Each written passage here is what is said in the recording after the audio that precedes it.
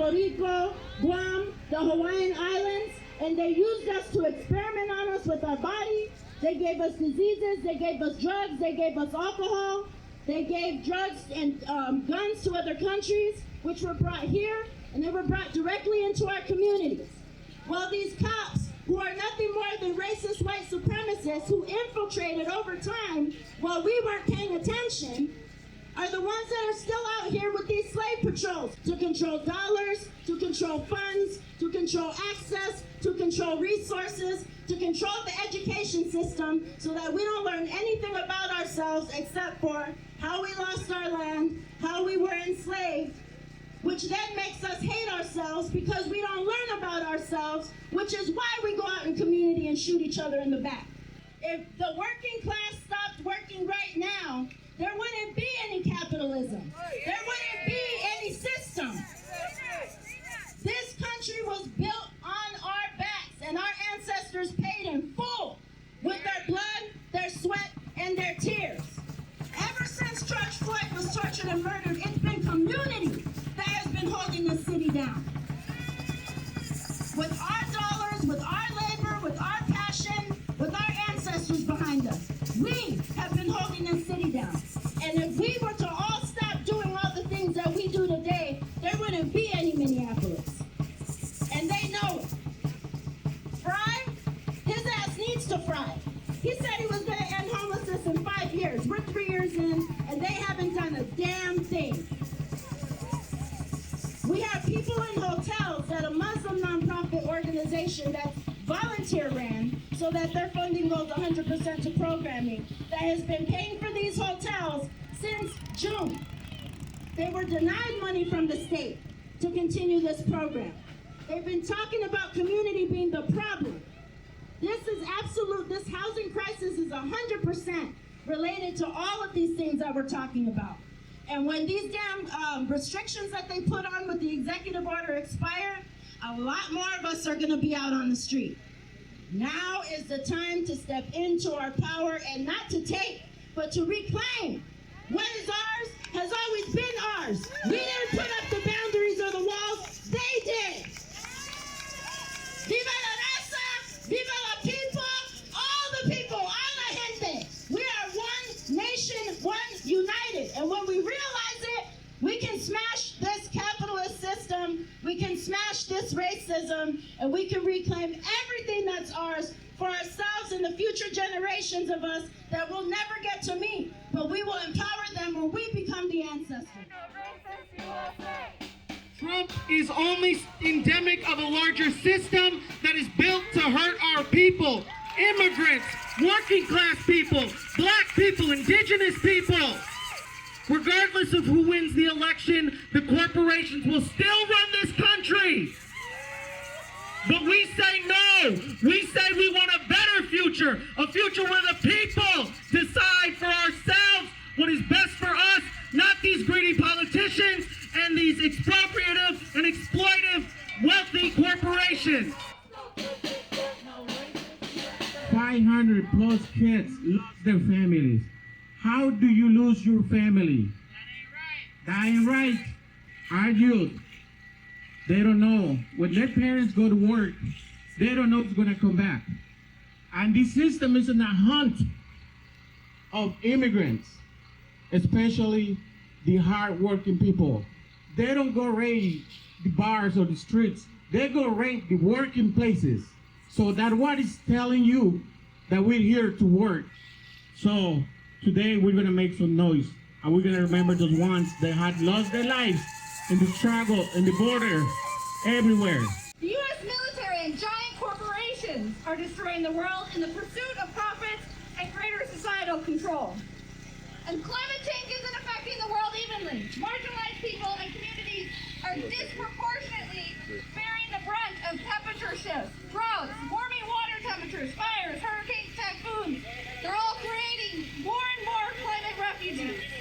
And immigration from climate disasters and climate change are growing exponentially.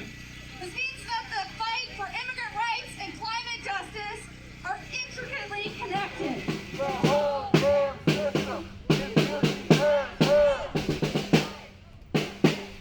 No matter who gets corporations.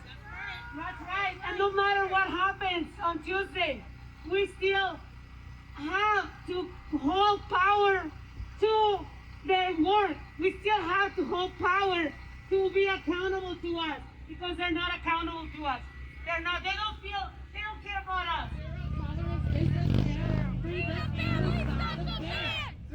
And I remember back in August of 2019, my little brother, we were at his naturalization, and I remember my grandmother crying and asking him to stand up while he was like going under oath to become an American, and like me just like encouraging him not standing up myself and saying that pretty much like we don't owe any loyalty to this country, we don't owe shit to this country, especially not after 2 months after they took our brother.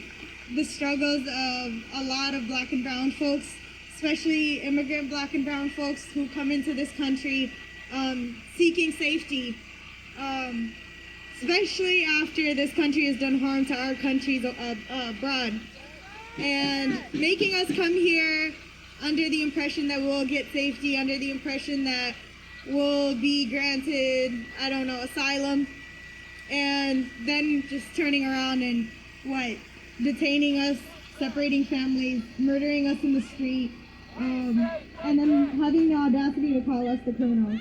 White women didn't feel the need to rally and protest until Trump came into office, whereas black and brown women and black and brown folks in general have felt targeted by 44 out of the 45 presidents. And for me as a black Muslim, 45 out of the 45 presidents really. What do we do? Stand up, fight back. When immigrant lives are under attack, what do we do? Stand up, fight back. When Native lives are under attack, what do we do? Stand up, fight back. When black lives are under attack, what do we do? George Floyd's life mattered. Terrence Franklin's life mattered. Isaac Aiden's life mattered. Paul Lee's life mattered. That's why we're for community control of the police, because enough is enough of this city just washing their hands and saying, well, he was justified. Well, he had a knife. Well, he had this. Fuck that shit. Those people who've been killed by the police have been unarmed. That's why we say I smell bitches, because they're a bunch of bitches.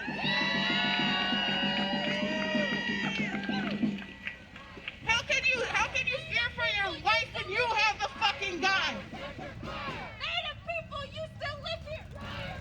So if you look at the numbers of what we actually provide to this country, $1.5 trillion of earned income in 2017 alone from immigrants. And we paid $405 billion in taxes as immigrants. DACA residents, which is separate from that other category, earned $23.4 billion in this country and paid $2.2 billion in federal taxes and another $1.8 billion in state and local taxes. Immigrants that are in a protected status paid $891 million in federal taxes, $654 million in state and local taxes, which then brings us to our actual undocumented immigrants. $200 billion in spending power. $200 billion. We can solve our own crisis if we stop paying money into these goods and services and systems that we don't run, we don't operate, and nothing comes back to us or the communities. Our black communities, the economic benefit in the states that are the largest, $12 billion in Texas, $18 million in New York, $38 billion in California. That's what fuels the economy. Listen to the numbers and do the math. We are the economy. The money that we pay is upholding the systems that we're fighting against that are oppressing us. So we're feeding the system ourselves. There is no representation in that taxation. And even the people that we do have that look like us, not all kinfolk are skinfolk. And not all skinfolk are kinfolk. You can say it both ways. Because we have people that are in there claiming to be progressive.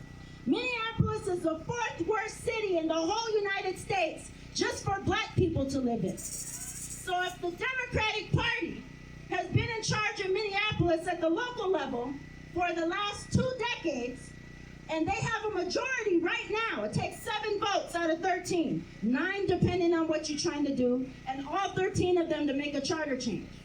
So if at least 7 of them are progressive, because that's what they told us, why the fuck hasn't a goddamn thing changed here in Minneapolis? We don't gotta wait on no charter change to put protections in place so that these cops aren't out here killing us. How many more people have to die before they do something? We don't need a charter change for that. We don't need a charter change to have a community budget where we show up and tell them what the priorities are and tell them what are going to be funded. We got North Minneapolis and parts of South Minneapolis that were redlined. Those decades and decades of that redlining led to the lack of infrastructure and funding in those communities, and there's a reason why. Those communities don't have any of the things that you see here, and none of it is community owned. All this shit should be cooperatively owned. We have the power to do that. The money that we spend on goods and services that we do not own, we could have bought up every empty county lot in this city and put whatever the hell we want to put on it, and it's not too late. So this is a call to action for us to step into our power, stop asking for handouts, stop asking for them to do their job, demand that they do it, and if they don't count on us if we can't count on you. Because we will get you out of those seats and put our own community people in control and have community control of our police, have community control of our budget, and have community control of our